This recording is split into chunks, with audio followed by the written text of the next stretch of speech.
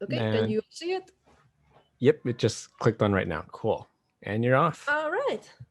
Then welcome everyone to Avoiding Burnout as a solo dev. If you're here, it's because like me, you're a little bit stubborn and you keep thinking, why let other people do the stuff I can do? And then years later you realize that it was a mistake, but it's fine. You'll be fine. I'm going to help you out.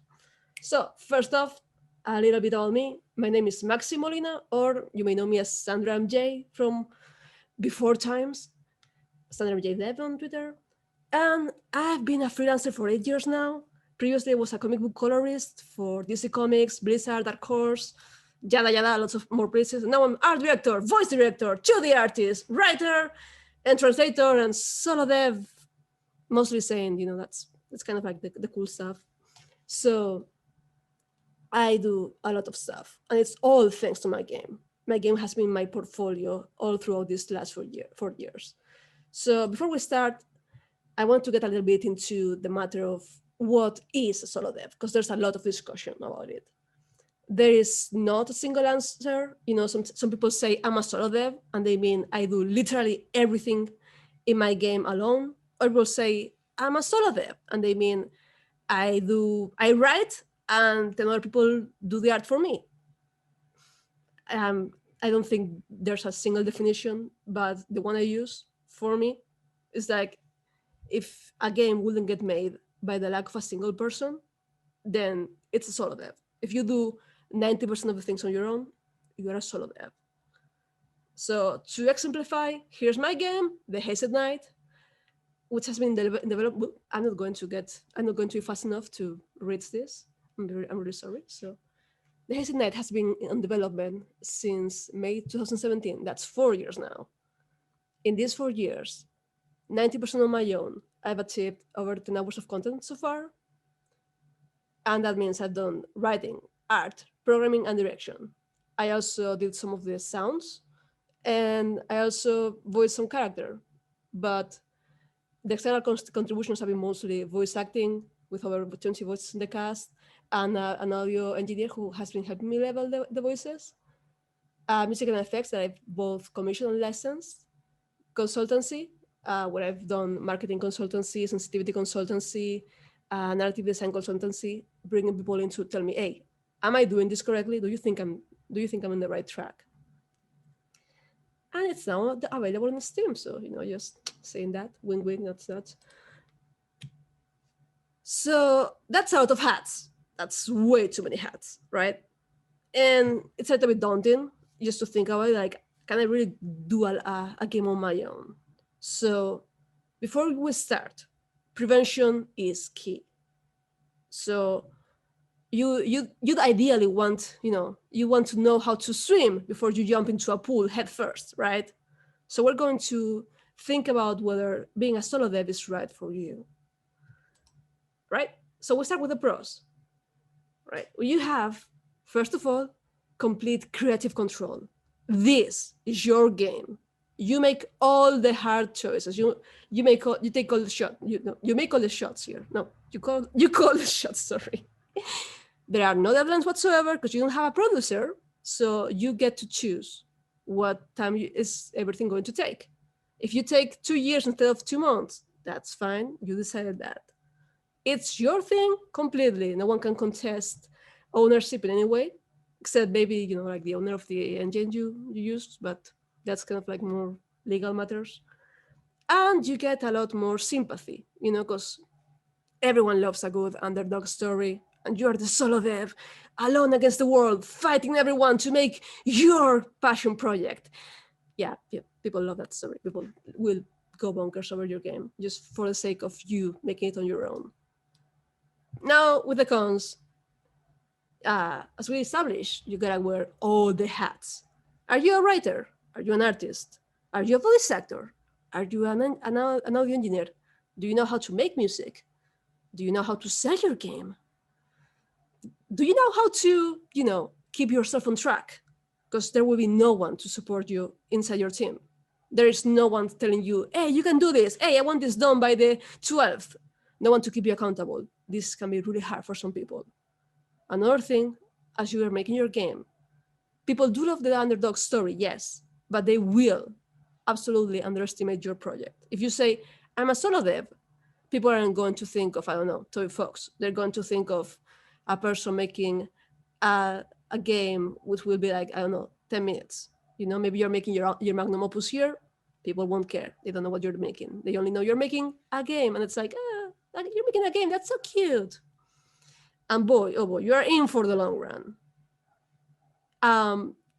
As estimating development times is one of the hardest skills. And I also work as a producer for a company right now in Germany. And just, we say, yeah, it's going to take 5 months, and it's taken 7, and it's going to take 10. It's a marathon. It takes a long time. Just you're going to keep running for a long time here. Now we get to the meat of the issue. How can you avoid burnout as a solo dev? All right. Well, first off, as we mentioned before, burnout can only be fixed with rest. So if you get burnt out, you're going to be stuck, not doing anything for a long time until you feel better. Because if you try to push through it, you're going to hate your project, you're going to hate yourself, you're going to hate what you're doing, and it won't feel good, and you won't want to keep making it, to do another one. You'll just want to quit. So we're going to focus on prevention. Prevention is key. So to start off, the most important thing about wanting to make a game is knowing why you want to make it. You have to find your message. Why do you need to tell this story? I don't know, maybe you really have a theme you want to share with the world. You have a message you want to tell. You have this absolutely positively fantastic waifu everyone has to fall in love with. Find your reason. Remember it. This is really important. Now, as you're making things on your own, you may think, oh, I want to add this. I want to add this other thing. Oh, I'm going to add this feature. Oh, I'm going to make this mechanic here. Oh, it'll be the best thing ever. Dreaming is free. Making games is not. Keep your scope in mind. Be realistic, because it's really easy to get derailed and think like, yeah, I'm going to be the most innovative visual novel in existence. Yeah. Maybe be real with yourself. Start small, build up as you go. Now you hear out the words passion project, yeah? Passion is absolute bullshit. I'm sorry, I don't know if I can swear, but it is BS. Passion won't last. It will give you a head start. You can use that passion to get ahead of yourself, get a good chunk of progress done. But at the end of the day, passion won't take you anywhere, because passion goes away after maybe 2 days, 2 weeks, 2 months. Who knows? Passion will leave. What you want is determination. You have to find what drives you to move forward every single day. Solo dev is a marathon. You have to take a little step every day. It doesn't have to be, you don't have to run 20 kilometers every day. You can just walk a few miles and then keep going. Find your rhythm. And for that determination, the message is going to be really, really important. And the scope. Think of your list of tasks as a mountain. If you can't see the top of your mountain, you will never feel you're making progress. And that's really, really tiring. If you don't feel like you're going anywhere, you won't get anywhere.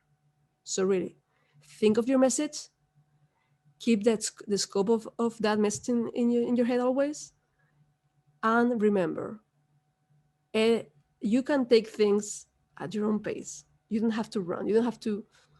You are not a team of 20 people probably, because you're a solo dev, yeah. So anything you're not doing is not getting done. Don't rush it. Take your time to enjoy the process, and find what demotivates you, because a lot of the times maybe you run into something that really wears you down. Like, I don't know, like you hired someone and then you didn't click with that person. I'm like, oh man, I don't want to work with this person. I hate this person, and you don't want to work on the project. Or maybe you had a bad review and you are like, oh, they don't like what I'm doing. Oh no, I don't want to work on this project. You have to find out what makes you feel like this. And then work around it, frame it differently. Think, okay, maybe I don't like working with this person, but maybe working with that person is like only, I don't know, 10 minutes a day, or maybe I just have to work with them once every 6 months. I don't know. Like maybe the bad review, it has nothing to do with me. It's their opinion is their opinion. I can keep doing the thing I like, that kind of stuff. Work around the things that demotivate you. And absolutely, absolutely write down all of these thoughts, all of them, so you don't forget them. Because it's easy to think like, oh yeah, I recognize this pattern. I know what I'm doing right now. And then you forget in 2 weeks. Write it down. Keep track of your thoughts. And credit every single person who works with you, because it's really easy to go into the full solo dev narrative and be like, oh yeah, I'm totally alone. I'm a lone wolf. I don't need anyone. Winners don't erase others' work. Credit everyone, no matter how long they helped you, no matter how much they did. You credit people always. And that's about it. I don't know how much this took because I wasn't keeping track. I really hope it was less than 5 minutes. Good luck and follow me. I'm sorry. Yay! Did I keep that? Oh, sorry. Share screen. Where am I? Where are you? Oh no, here you go. Wait, stop. There we go. All right. Yes. Questions. Yeah, we'll do some like 1 or 2 quick questions. Yeah, I think everyone agreed that we're just, like, no matter what the time was, we were just gonna let it ride. Yeah. So I'm not gonna interrupt this talk. Yeah. Do you have? Everyone is really excited about it, though. I don't know. Does anyone have any questions? Yeah. Do you have questions? Please bring them to me. I will address them as I can. Someone asked, do you have any strategies for managing work-life balance? Yes. In fact, the Hayseed Knight is my side project. I have several jobs. So what I do is I set aside times where I don't have anything else to do. I'm like, okay, it's 7 a.m.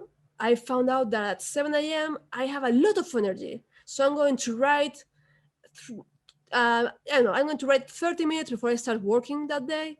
And I'm just going to write whatever. And I'm going to put on my headphones, just music at full volume, so I don't have to think about anything. Just barf words onto the page, That's how I deal, for example, with writing, because writing is the slowest thing for me.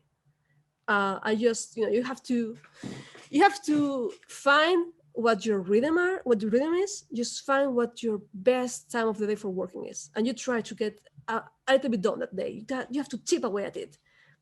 I also love, for example, I love working with VAs, right? I'm a voiceover director. So when I think, okay, I'm going to write a scene, and when the voice actors read this, it's going to be the greatest thing ever, and I'm going to love it. So I try to focus on that. I try to focus on the good things and work around the things that are less enjoyable for me.